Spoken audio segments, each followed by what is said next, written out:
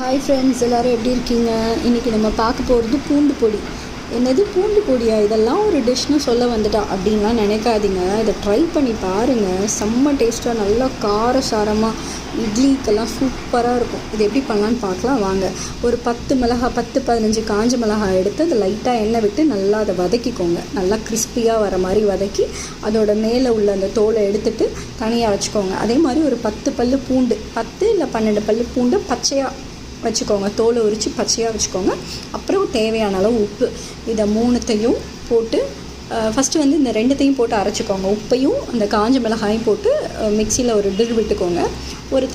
ஒரே ஒரு டைம் அரைச்சிட்டு அதுக்கப்புறம் நீங்கள் என்ன பண்ணுங்கன்னா அதில் பூண்டு, பச்சை பூண்டு, அந்த 12 பல் 10 பல் எடுத்து வச்சோம்ல அதை அப்படியே போடுங்க. போட்டு அதையும் ஒரு அரைச்சிட்டு எடுத்து வச்சு தோசைக்கோ இட்லிக்கோ நல்லா நல்லெண்ணெய் விட்டு சாப்பிட்டு பாருங்கள். ஐயோ, அவ்வளோ சூப்பராக இருக்குங்க. ட்ரை பண்ணி தான் பாருங்களேன். ஏன்னா எப்போவுமே வந்து நம்மளுக்கு வந்து சட்னி அரைக்கணுமா, ஐயோ தேங்காய் சம்டைம்ஸ் இருக்காது, இல்லை வெங்காய சட்னி அரைக்கிறதுக்கு நம்மளுக்கு அலுப்பாக இருக்கும். அந்த டைம்லலாம் நாங்கள் இதை தான் பண்ணுவோம். ஈஸியாக இருக்கும். செம்ம ஈஸியான ரெசிபிங்க இது. ட்ரை பண்ணி பாருங்கள். நல்லா நல்லெண்ணெய் விட்டு சாப்பிட்டா நல்ல தோசையாக இருந்தாலும் சரி, இட்லியாக இருந்தாலும் சரி, சூப்பராக உள்ளே போயிட்டே இருக்கும். சப்ஸ்கிரைப் பண்ணுங்கள். தேங்க்யூ.